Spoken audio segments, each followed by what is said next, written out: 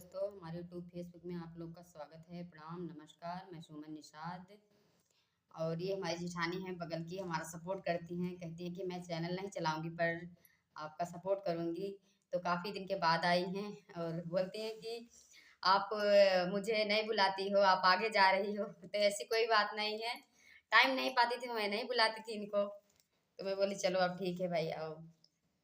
और हम लोग हम लोग का गाना कैसा लगता है आप लोग कमेंट में ज़रूर बताएं। हमारी दोनों बहनों की जोड़ी कैसी लगती है, जेठानी और देवरानी की, आप लोग ज़रूर बताएं। और हमारा चैनल को सब्सक्राइब करें और वीडियो को लाइक करें, कमेंट में ज़रूर बताएं कैसा लगा हमारा गीत। हम एक विवाह गीत सुनाने चल रहे हैं आप सबके बीच में। मोरे पीछवर माल मंगिया के पेड़वा, लवंगिया के पेड़ा। अरे लवंगा चुवई सारी रात रे ललनवा। अरे लवंगा चुवई सारी रात रे ललनवा। लवंगा कटाई बाबा पलंगा सलामई, पलंगा सलामई। अरे से ही अरे बिचवा में पटल डरवाई रे ललनावा। अरे बिचवा में पटल डरवाई रे ललनावा। से ही पलंग सोवई दुल्हे कामन रामा, दुल्हे कामन रामा। सथमा दुल्हिन दई के साथ रे ललनावा। अरे सथमा दुल्हिन दई के साथ रे ललनावा। कोरमा दुल्हिन दई के साथ ललनावा। यार कोरमा दुल्हिन के साथ रे ललनावा। ओतई चलऊं ससुरु के धेरिया, यार ससुर के धेरिया। अरे जोड़वा धूमिल होई जाई रे ललनावा। अरे जोड़वा धूमिल होई रे ललनावा।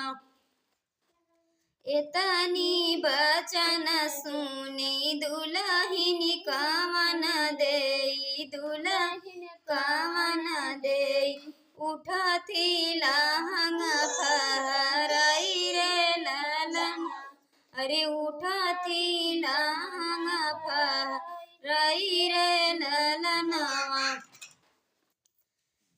अब सुख सोमो ससुरु के पुतवा, यार ससुरु के पुतवा।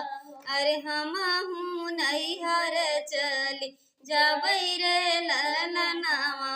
अरे हम नैहर चली जाबई रे ललनावा। एक बन गईली दूसर बन गईली, अरे तीसरे में गंगा जी के तीरे ललनावा। अरे तीसरे में गंगा जी के तीरे रे ललनावा। कहू घटवा पे बैठे घटवार पुकारई, घटवार पुकारई। अरे पट धारू तुहू पतवार रे ललनावा। अरे घट धारू तुहू पतवार रे ललनावा। गंगा के घाटे हो तीरवा पुकारई, अरे तीरवा पुकारई। अरे के वटाने वरिया लईके आऊ ललनावा। अरे के वटाने वरिया लईके आऊ रे ललनावा। कहू देबू मोरी भौजी पार उतराई हो, पार तराई। अरे कहू देबू हम का तू चिन्ह रे ललनावा।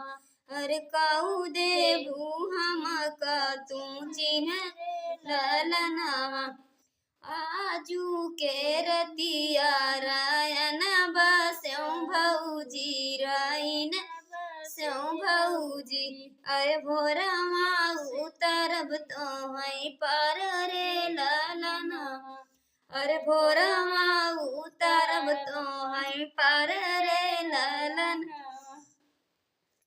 केवट बेटऊ ना मछरिया के आशिक मछरिया के आशिक अरे नहीं जाना विपत हमार ललनावा अरे नहीं जाना विपत हमार ललनावा अरे दुई चांद पिया से जिया पे छोड़े अरे से जिया पे छोड़े अरे एक बचन एक बतरे ललनावा अरे एक बचन एक बतरे ललनावा